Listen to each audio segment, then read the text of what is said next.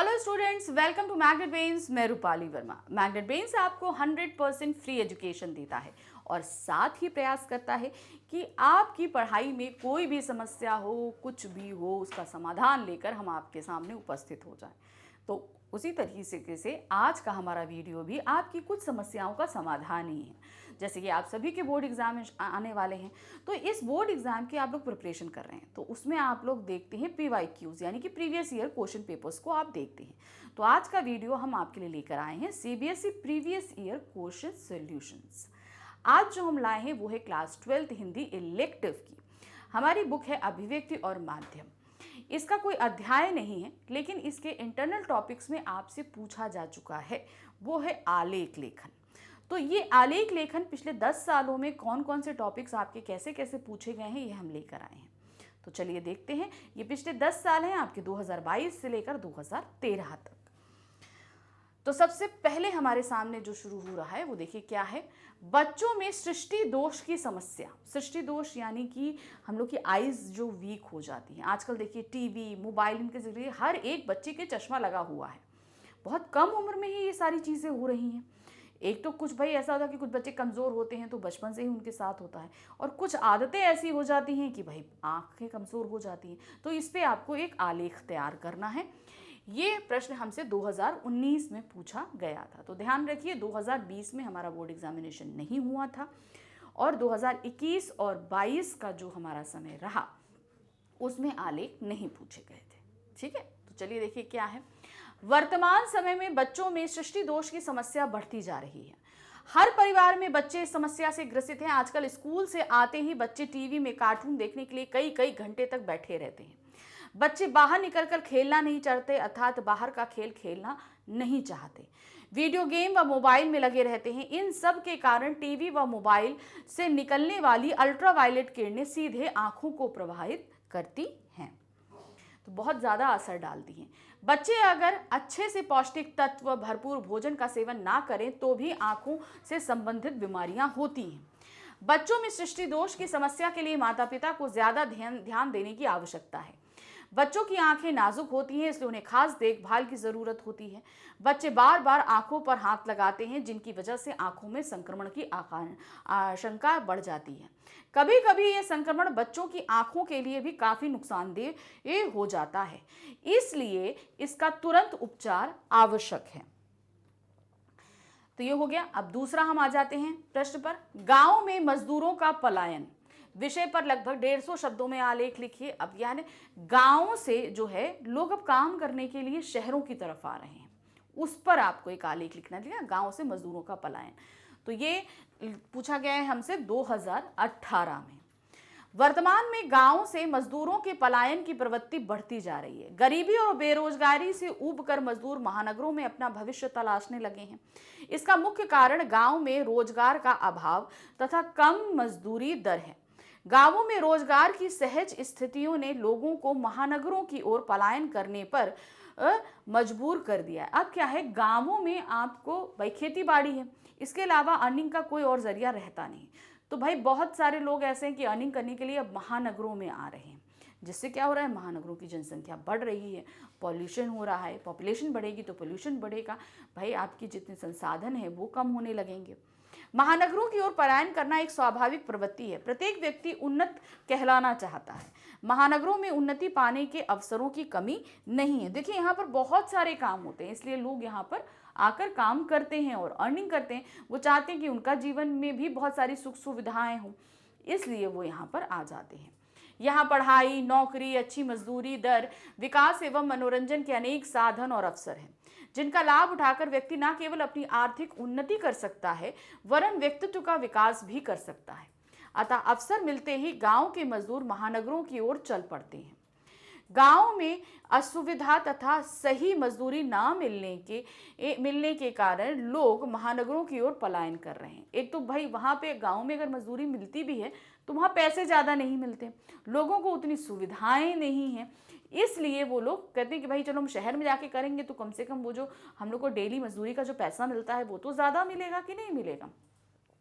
परंतु महानगरों की बढ़ती हुई आबादी के कारण उन महानगरों में भी अनेक समस्याओं का सामना करना पड़ता है। भाई जब इतने सारे लोग गांव से महानगरों में आएंगे तो वहां की जनसंख्या बढ़ेगी, जनसंख्या बढ़ेगी तो भाई सुविधाएं कम होती जाएंगी और क्या होगा, परेशानियां होंगी। गांव से मजदूरों का पलायन रोकने के लिए गांव में रोजगार के विस्तृत कार्यक्रमों को लागू करना जरूरी है। गांवों में कृषि से अलग रोजगार पैदा करने की जरूरत है। सिर्फ कृषि ही नहीं हो, इसके अलावा भी आप और अपॉर्चुनिटी सरकार को देनी चाहिए कि गांव के लोग गांव में ही रहकर कार्य कर सकें। सरकार ने इस ओर कदम बढ़ाया है, देखना है कि उसके प्रयास इस पलायन को रोकने में कितने सफल होते हैं। सरकार ने ऐसे काम किए हैं, भाई गांव के आसपास वो लोग फैक्ट्री या ऐसा कुछ निर्माण करवाते हैं जिससे वहाँ के लोग वहाँ पर काम कर सकें। तो आप देखते हैं कि ये आगे कितने भविष्य में कारगर रहती हैं ये सुविधाएं। तीसरा हमारे पास में है कन्या भ्रूण हत्या की समस्या। इस पे एक आलेख लिखना है। ये हमसे पूछा गया है सन 2017, 16 और 13। ये सेम टॉपिक 3 सालों में हमसे पूछा गया है। कन्या भ्रूण हत्या मतलब जब बच्चा माँ के गर्भ में ही रहता है तो उसकी लिंग परीक्षण कराया जाता है कि भाई ये लड़का है कि लड़की है, और लड़की होती है तो उसे गर्भ में ही मारकर हटा दिया जाता है। ये होता है गर्भ परीक्षण, यानी कि हत्या, कन्या भ्रूण हत्या की पहचान करी जाती है और उसे तुरंत ही मार दिया जाता है। ये एक ऐसी समस्या है जो भविष्य के लिए बहुत खतरे वाली है। क्या होगा भाई, जब लड़के ही लड़के समाज में होंगे तो उनके अनुपात में लड़कियां कम हो जाएंगी और विवाह के लिए कोई भाई पेयर नहीं, बहुत सारे लड़के फिर जो है अविवाहित रह जाएंगे। तो यहाँ पर ये अनुपात ठीक रखना समाज के लिए बहुत ज़रूरी है। देखिए आप अगर जाएंगे तो ऐसे अगर इंटरनेट पे सर्च करेंगे तो ऐसे कई गांव आपको देखने को मिलेंगे कि जहाँ पर बहुत सारे लोग जो हैं अनमैरिड हैं। क्यों? क्योंकि उनके लिए कन्याएं नहीं मिल रही हैं और इसका सबसे बड़ा कारण है इस अनुपात का बिगड़ना, यानी कि कन्या भ्रूण हत्या करना।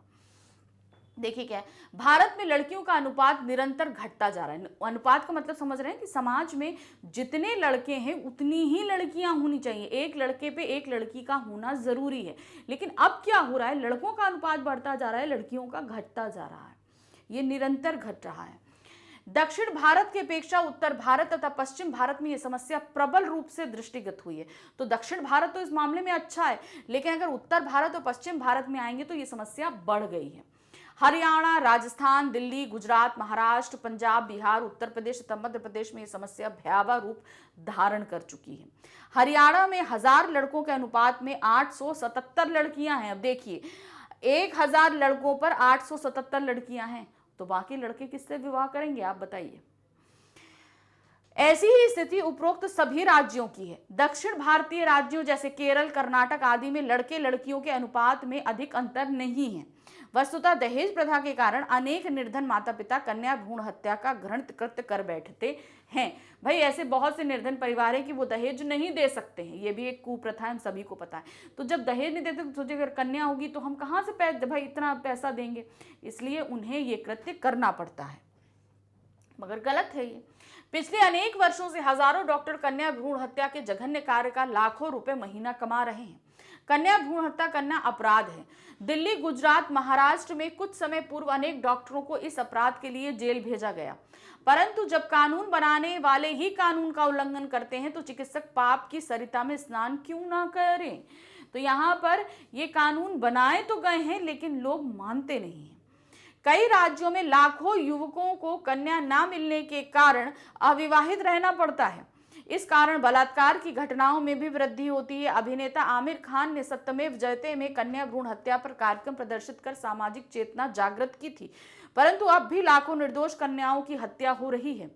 वास्तव में कन्या भ्रूण हत्या के दोषी को कड़ी सजा मिलनी चाहिए तथा दहेज प्रथा पर पूर्ण प्रतिबंध लगाना चाहिए, तभी इस विकराल समस्या को नियंत्रित किया जा सकता है। तो जो इस अपराध को जन्म दे रहा है, यानी कि कन्या भ्रूण हत्या को जो जन्म दे रहा है वो है दहेज प्रथा। तो सबसे पहले दहेज प्रथा पे आप विराम लगाइए, ये हत्याएं अपने आप कम हो जाएंगी समाज से, और फिर इसकी वजह से जो अपराध बढ़ रहे हैं, जो बलात्कार के अपराध हैं, ये सारी चीजें हैं, ये भी अपने आप कम हो जाएंगी। तो एक चीज कम करने से सीक्वेंस में कई अपराध जो है समाज से एक तरीके से कम हो सकते हैं, ये प्रयास करना चाहिए। नेक्स्ट है बढ़ते अपराध, आजकल समाज में तरह तरह के अपराध बढ़ते चले जा रहे हैं और बहुत ज्यादा तेजी से बढ़ रहे हैं। इस पर आपको एक आलेख तैयार करना है। ये हमसे पूछा गया है सन 2016 में। देखिए क्या है, आजकल दिल्ली विविध प्रकार के अपराधों का केंद्र बनती जा रही है। दिल्ली में आजकल गुंडागर्दी, बलात्कार, हत्याएं, लूटपाट, अपहरण जैसी आपराधिक घटनाएं लगातार बढ़ रही हैं। दिल्ली शिक्षा एवं जीविका की सुविधाओं का केंद्र है। सभी छोटे बड़े शहरों में लड़कियां इस केंद्र यानी दिल्ली की ओर अपना जीवन संवारने के उद्देश्य से आती हैं। अब लड़कियां यहां पर अपने को सुरक्षित महसूस नहीं कर पा रही हैं, ना तो उनके माता पिता ही आश्वस्त हो पाते हैं। दिनों दिन जिस तरह से यहां अपराधों की संख्या बढ़ती जा रही है, छेड़खानी की घटनाएं तो आम बात है। तो मतलब अपराध तो बढ़ ही रहे हैं, लड़कियों को छेड़ने का जो काम होता है, उनको परेशान करने का जो काम होता है, वो तो मतलब एक जो है नॉर्मल सी बात है, ये बोला जाए। देश की राजधानी दिल्ली अमन चैन की राजधानी न रहकर असामाजिक तत्वों और अपराधों द्वारा भय व आतंक के वातावरण की राजधानी बनकर रह गई है। दिन दहाड़े दुकानदारों से लूट, घरों में चोरी, छोटे बच्चों का अपहरण, लड़कियों से छेड़छाड़ व बलात्कार तो जैसे आम बात हो गई है।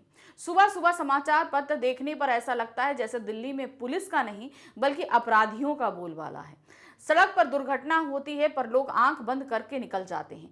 कोई किसी की मदद करता भी है तो पुलिस और राजनीति के चक्र में ऐसा फंसता है कि आगे से मदद करने के लायक ही नहीं बचता है। तो मतलब लोग देख के निकल जाते हैं और जो कोई मदद करता है तो वो पुलिस में और इन सब चीज़ों में ऐसा चक्कर फंसता है कि वो निकल ही नहीं पाता है इन सारे चक्करों से। दुख तो इस बात का है कि अनेक राजनीतिक संगठनों, गैर सरकारी संस्थानों तथा छात्र संगठनों द्वारा कई बार इस ओर ध्यान दिलाए जाने के बावजूद केंद्र सरकार चुपचाप बैठी है। वह संबंधित पुलिस अधिकारियों को कड़े निर्देश जारी नहीं करती। इन बढ़ते अपराधों से दिल्ली की छवि विश्व के मानचित्र पर धूमिल हो रही है और विदेशी सैलानी आने से कतराने लगे हैं। तो अब देखिए, अगर ऐसी सारी चीज़ें होंगी तो विश्व में भी सारी जानकारी जाएगी। तो हमारी एक साख भाई, देश की राजधानी में अगर इतने ज़्यादा अपराध हैं तो पूरे देश में क्या होगा। तो लोग यही सोचकर जो है अब यहाँ पर आने से कतराने लगे हैं। नेक्स्ट आलेख है, यहाँ पर देखिए एक ही चीज़ पूछी गई है लेकिन अलग अलग टॉपिक्स में पूछी गई है। क्या है देखिए, आंखों देखा जल प्रलय विषय पर एक आलेख लिखिए। ये प्रश्न हमसे 2015 में पूछा गया है। दूसरा है बाढ़ में डूबा गांव विश्व विषय पर आलेख लिखना है। ये हमसे पूछा गया है 2013 में। तो एक ही चीज़ पूछी जा रही है कि जो बाढ़ आती है उसके बारे में। तो यहाँ पर हमने दोनों ही विषयों को कंबाइन करके एक आलेख बना दिया है। जो भी आपका विषय आएगा उसको आप टॉप में दे देंगे। नदी के खेल निराले हैं, कभी सुंदर सौम्य के रूप के आकर्षण से हमें सम्मोहित करती है तो कभी विकराल रूप धारण कर हमें नष्ट भ्रष्ट करने को तत्पर हो जाती है। प्रत्येक वर्ष की तरह पिछले वर्ष भी जब परीक्षा समाप्त हुई तो मैं अपने दादा दादी से मिलने गांव गया। तब बरसात का मौसम शुरू हो चुका था। हमारा छोटा सा गांव गंगा किनारे बसा है। गांव में अधिकांश लोग खेती से जुड़े हैं। जब मैं गांव पहुंचा तो 2 दिन से लगातार वर्षा हो रही थी, जिसके कारण हम सभी घरों में कैद हो गए। सुबह तक घरों के चारों ओर पानी ही पानी था और पानी का स्तर लगातार बढ़ रहा था, क्योंकि नदी किनारे था तो भाई पानी तो बढ़ता जाएगा, नदी का स्तर भी बढ़ता जाएगा। पानी के बढ़ते स्तर को देखकर हम चिंतित हो गए। चारों ओर हाहाकार मच गया। दादा दादी के साथ मैं छत पर पहुंच गया। मैंने देखा एक बड़ी सी बस बहती हुई आ रही है। फिर एक के बाद एक कई गायें, भैंसें तो कभी गाड़ियां बहती हुई दिखाई देने लगी। बचाओ बचाओ की आवाज़ दिल दहलाने लगी। तो अब नदी में से क्या होता है ना भाई, लोग पुल पार कर रहे होते तो क्या होता है, वो सब बहते। अब जानवर भी है भाई, वो बेचारे वो भी बहते हुए चले आते हैं।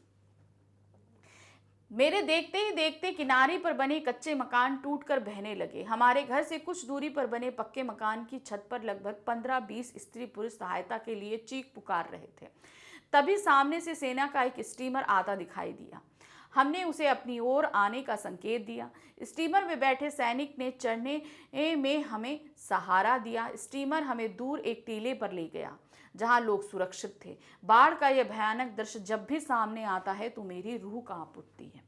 तो यहाँ पर ये तो हमने लिखा कि हम कभी फंसे हैं। तो आपने अगर कभी फंसे भी नहीं है, ऐसा बहुत सारे दृश्य जो हैं हम लोग टीवी पे देखते रहते हैं, तो उससे भी आप इसका एक आलेख का निर्माण कर सकते हैं। नेक्स्ट टॉपिक है सामाजिक सुरक्षा विषय पर एक आलेख। सामाजिक सुरक्षा, समाज में जो सुरक्षा जो भाव होता है उस पर आपको एक आलेख तैयार करना है। ये प्रश्न हमसे 2015 में पूछा गया है।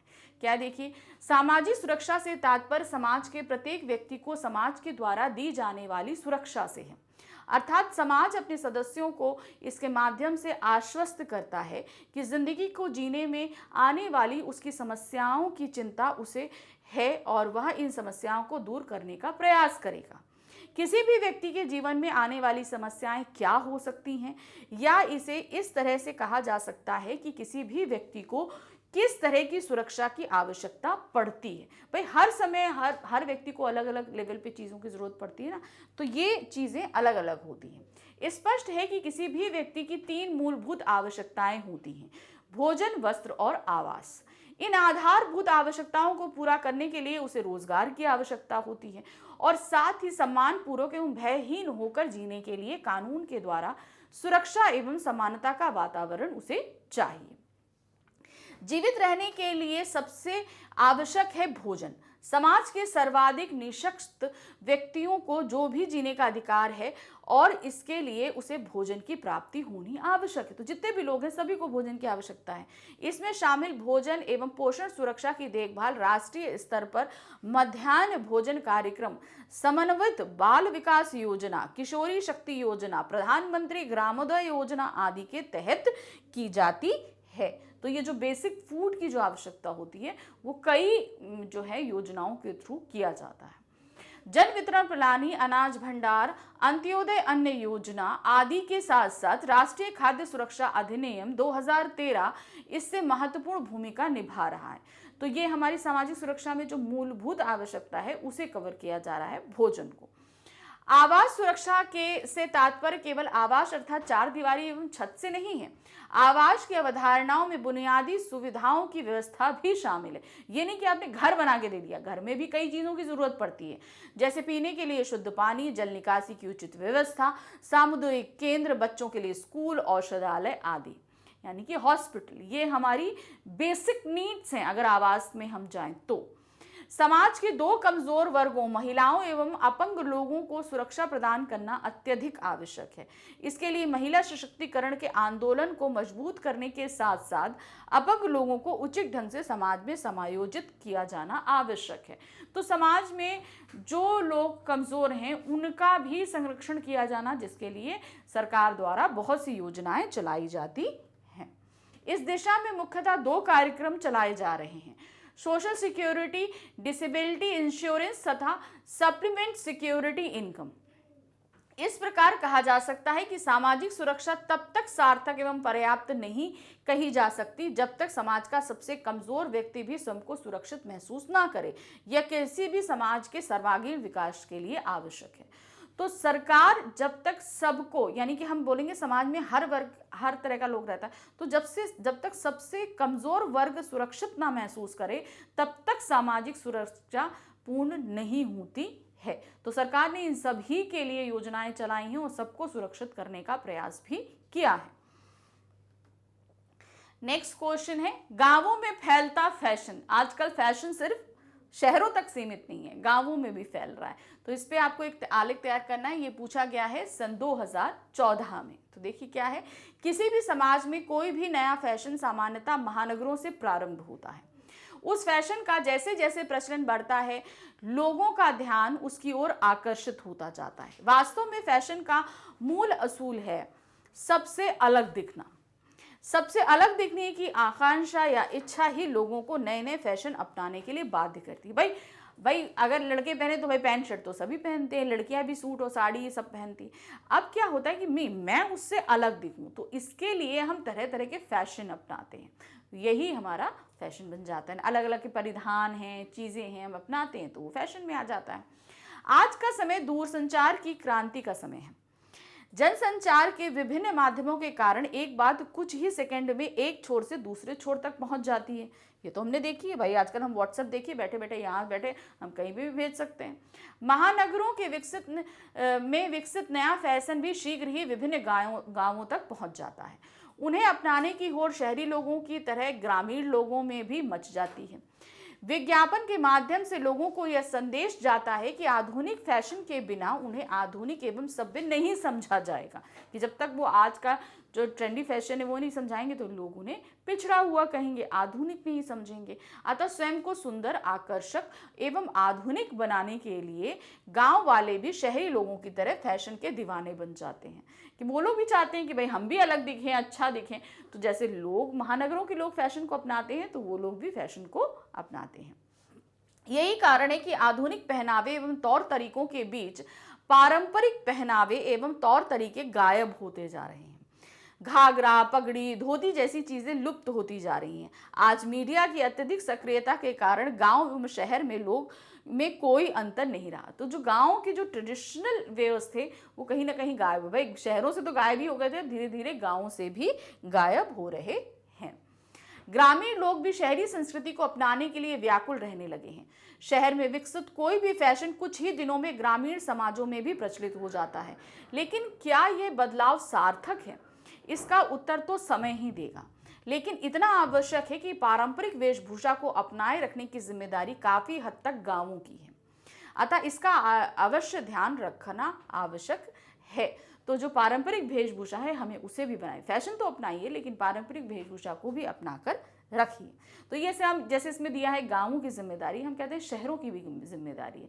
हम अपने सांस्कृतिक जो त्योहार होते हैं उसमें तो हम अपने ट्रेडिशनल परिधानों को धारण ही कर सकते हैं। ज़रूरी नहीं है कि आजकल जो फैशन ट्रेंड में है हम उसी को पहने, कम से कम हम त्योहारों के दौरान उनको पहन सकते हैं। पूजा पाठ है, बहुत से ऐसे हम लोग के सभी के फेस्टिवल्स आते हैं, पूरा साल हम लोग के यहाँ फेस्टिवल चलते हैं, तो उन पारंपरिक परिधानों को कम से कम उस समय हम वेयर कर सकते हैं ताकि ये संस्कृति हमारी बची रहे। अब आते हैं प्रश्न संख्या 8 पर। यहाँ पर पूछा गया सामाजिक मूल्यों का संकट आज का यथार्थ विषय पर आलेख लिखिए। ये हमसे पूछा गया है सन 2013 में। तो देखिए, सामाजिक मूल्यों का संकट यानी कि हमारी जो संस्कृति, हमारे जो आचार व्यवहार, जो अच्छी चीजें रही हैं, आजकल उन पर संकट आ गया है। लोग उन मूल्यों को भूलते जा रहे हैं, उस पर आपको एक आलेख लिखना है। वर्तमान युग में सामाजिक मूल्यों में बहुत बदलाव आ चुका है। निकटतम रिश्तेदार तथा पड़ोसी लोग पहले महिलाओं का सम्मान करते थे तथा उन्हें सुरक्षा प्रदान करना अपना कर्तव्य समझते थे। आजकल वही निकट रिश्तेदार तथा पड़ोसी, किराएदार आदि की छोटी छोटी बालिकाओं का यौन शोषण करने लगे हैं। पिछले 3-4 महीनों में सैकड़ों बालिकाओं से बलात्कार किया गया। उपलब्ध आंकड़े इस बात के साक्षी हैं कि अधिकतर मामलों में बलात्कारी पीड़िता का परिचित ही होता है। छोटे छोटे बच्चे, लड़कियां जो होती हैं, उन्हें इस बारे में कुछ भी पता नहीं होता। जो ये करीबी रिश्तेदार, पड़ोसी, ये सब जो जान पहचान के होते हैं, ज़्यादातर क्राइम इन्हीं के थ्रू हो रहे हैं। जबकि पहले क्या होता था, लोग बच्चे अपने इनके पास छोड़ कर जाते थे कि हमारे बच्चे यहाँ सिक्योर रहेंगे। लेकिन आजकल जीवन मूल्य बदल चुके हैं और उनके पास भी बच्चे सुरक्षित नहीं हैं।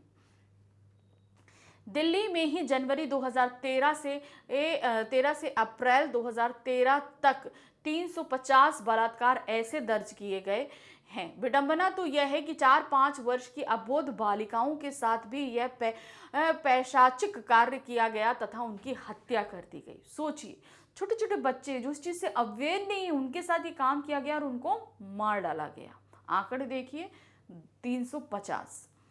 इसी प्रकार उत्तर प्रदेश तथा बिहार में भी पिछले दिनों अनेक ऐसी शर्मनाक घटनाएं हुई हैं। इसके अतिरिक्त सामाजिक संबंधों में भी पर्याप्त बदलाव आया है। अनेक लोग धन या संपत्ति के लोभ में माता पिता की हत्या कर रहे हैं। आप देखिए क्या हो रहा है, माता पिता बुजुर्ग हो जाते हैं, उन्हें ओल्ड एज होम में जाके छोड़ाते हैं। उनको भाई पैसे नहीं दे रहे हैं, उनको प्रताड़ित करते हैं, पैसे दे दिए तो उन्हें मार डालते हैं। अरे मतलब ऐसे ऐसे सुनने को आते हैं कि सुन के रोंगटे खड़े हो जाते हैं। अनेक लोग अपने वृद्ध माता पिता को बोझ समझते हैं तथा उनको घर से निकाल देते हैं। गुरु शिष्य के संबंधों में भी गिरावट आ चुकी। भाई गुरु यानी कि जो टीचर होता है वो ईश्वर की पदवी रखता है, लेकिन आजकल स्टूडेंट टीचर्स के साथ कितना मिसबिहेव करते हैं, कितनी गंदी बातें करते हैं, गलत बातें करते हैं, बिल्कुल सम्मान नहीं करते। ये सारी चीजें टीचर्स भी अपनी मर्यादा भूल रहे हैं। ऐसे हर एक जगह पर हमें सुनने को मिल रहा है। अनेक विद्यालयों में अध्यापक तथा प्रधानाचार्य भी छोटे बच्चों का यौन शोषण करने लगे हैं। भौतिक समृद्धि पाने के लिए लोग किसी भी प्रकार के अनैतिक कार्यों को करने के लिए तत्पर हैं। भ्रष्टाचार की पराकाष्ठा इसी का परिणाम है। इस प्रकार सामाजिक मूल्यों का संकट गहरा होता जा रहा है। तो आजकल हमारे संस्कार थे वो कहीं ना कहीं अपना रूप बदलते जा रहे हैं, वो हमारे संस्कार कहीं गायब होते जा रहे हैं। तो इनको बचाकर संभाल के रखने की जिम्मेदारी हमारी है, हमारी पीढ़ी की है। तो इसको आप लोग संभाल कर रखिए। अब आते हैं प्रश्न संख्या 9 पर। यह है श्रम से ही राष्ट्रीय कल्याण। इस पर हमसे एक आलेख पूछा गया है सन 2013 में। श्रम से ही राष्ट्रीय कल्याण मतलब जब हम कार्य करेंगे, मेहनत करेंगे, इसी से हमारा राष्ट्र का कल्याण होगा, तभी तो उन्नति होगी ना। तो देखिए क्या दिया है, श्रम के अभाव में किसी भी राष्ट्र की उन्नति असंभव है। भारतवर्ष विश्व के देशों में एक महत्वपूर्ण स्थान रखता है। इसका एक मुख्य कारण यहाँ के निवासियों की परिश्रमशीलता है। भारत के नगरों में आज जगह जगह फ्लाईओवर, अच्छी सड़कें, विशाल भवन आदि दिखाई देते हैं। ये सब मानवीय श्रम का ही परिणाम है। देखिए कितना हमारे शहरों का आजकल सौंदर्यीकरण किया जा रहा है। तो या किसी के श्रम या मेहनत के बगैर ये संभव था? तो ये श्रम का ही नतीजा है कि ये सब कुछ सौंदर्यीकरण हो रहा है, नई नई चीजें बन रही हैं। किसान खेती करने में अत्यधिक श्रम करते हैं, तभी भारत की 1 अरब 25 करोड़ जनता को भोजन प्राप्त होता है। किसान यदि श्रम करना छोड़ दे तो हमारे देश का अस्तित्व ही शेष नहीं बचेगा। आप बताइए, अगर किसान मेहनत नहीं करेगा तो क्या हमें खाने के लिए खाना मिलेगा? नहीं मिलेगा। तो उनकी मेहनत भी हमारे लिए बहुत कारगर होती है। इसी प्रकार मजदूर लोग अपने श्रम द्वारा बड़ी बड़ी संरचनाओं का निर्माण करते हैं। बिना श्रम के औद्योगिक उत्पादन संभव नहीं है। वस्तुतः प्रत्येक व्यक्ति को मानसिक एवं शारीरिक श्रम करना ही पड़ता है, तभी राष्ट्र के निवासी सुविधापूर्ण ढंग से जीवन यापन कर सकते हैं। जिस राष्ट्र के नागरिक श्रम से जी चुराते हों, ऐसा राष्ट्र उन्नति के पथ पर अग्रसर नहीं हो सकता। जहां पर लोग काम ही नहीं करना चाहेंगे तो क्या वो देश डेवलप कर पाएगा? बिल्कुल भी नहीं कर पाएगा। वस्तुतः किसानों, मजदूरों के श्रम से ही राष्ट्र का अस्तित्व बना रहता है। अध्यापक, सरकारी कर्मचारी अथवा सरकार अधिकारी आदि भी पर्याप्त परिश्रम करते हैं, तभी राष्ट्र का कल्याण संभव है। हम ये नहीं कह रहे कि जो हम शारीरिक रूप से श्रम करें वही कार्य होगा।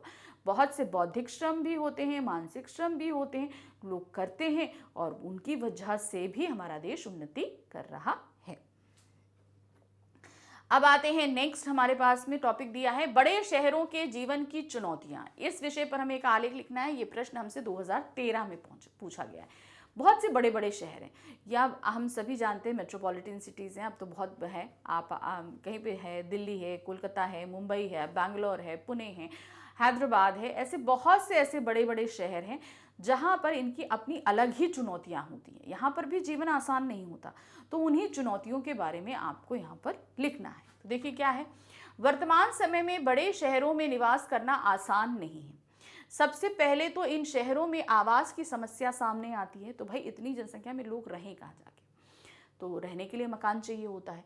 यहाँ रहने के लिए साधारण घर भी 20-25 लाख रुपए से कम में नहीं मिलता है। बहुत महंगे महंगे घर मिलते हैं यहाँ पे। रहने के लिए यदि ये फ्लोर लेना हो तो कम से कम 1 करोड़ रुपए की आवश्यकता पड़ती है। बड़े शहरों में शिक्षा तथा चिकित्सा सुविधाएं अत्यंत महंगी हैं।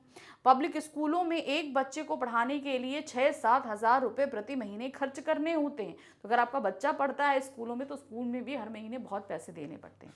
सरकारी अस्पतालों में रोगियों की भीड़ लगी रहती है। निजी चिकित्सालयों में चिकित्सा के लिए हजारों रुपए प्रतिदिन व्यय करने पड़ते हैं। आप गवर्नमेंट हॉस्पिटल जाओ तो वहाँ पे बहुत लंबी भीड़ है, आप करा ही नहीं पाओगे। और जगह आप प्राइवेट में जाते हो तो वहाँ तो आपको बहुत ही सारे पैसे देने पड़ते हैं। आप लोग इससे भी भाई घर में कभी ना कभी कोई ना कोई बीमार पड़ता होगा, आप डॉक्टर के पास जाते हो तो देखो कितना पैसा लगता है। वस्तुतः निम्न मध्यम वर्ग तथा निर्धन वर्ग के लोगों के लिए बड़े शहरों में रहना अत्यंत कठिन है। शहरों में अराजक तत्वों की भी भरमार होती है। नित्य ही बलात्कार, लूटपाट आदि घटनाएं होती रहती हैं। महिलाओं के लिए सुरक्षा का वातावरण नहीं है। शहरों में यातायात की समस्या भी विकराल रूप धारण कर चुकी है। वाहनों की संख्या इतनी अधिक है कि ट्रैफिक जाम की समस्या का समाधान संभव नहीं हो रहा है। भाई लोग बढ़ेंगे तो ट्रैफिक भी बढ़ेगा। शहरों में दिखावा या आडंबर बहुत बढ़ चुका है। यहाँ अधिकांश व्यक्ति अधिक धन कमाने के लिए उचित अनुचित सभी रास्तों को अपनाते हैं। वस्तुतः बड़ों शहरों में जीवन बहुत अधिक चुनौतीपूर्ण हो गया। तो कहते हैं कि लोग गांव में रहते हैं तो बहुत मुश्किल होता है, परिश्रम करना पड़ता है, लेकिन आप जब शहरों में आएंगे तो शहरों में भी बहुत ही ज्यादा कठिनाइयां हैं। तो इस जो टॉपिक हम कर रहे थे आलेख लेखन, ये हमारा पूरा कंप्लीट हो गया। आई होप आपको समझ में आ गया कि आलेख किस किस तरीके से पूछे जा रहे हैं। तो इस पे आप अपने विचार, जो भी आपके तथ्य हैं उनका कुछ, भाई जितना आप पढ़ते हैं उतने बारे में नॉलेज इकट्ठा करते हैं, तो इन आलेखों में आप उन सारी चीज़ों को, जानकारियों को डाल सकते हैं। तो इस तरीके से ये टॉपिक खत्म हुआ। अभी और भी टॉपिक है जिन्हें हम लेकर आएंगे, पढ़ते हैं फिर से। Thank you for watching, bye bye.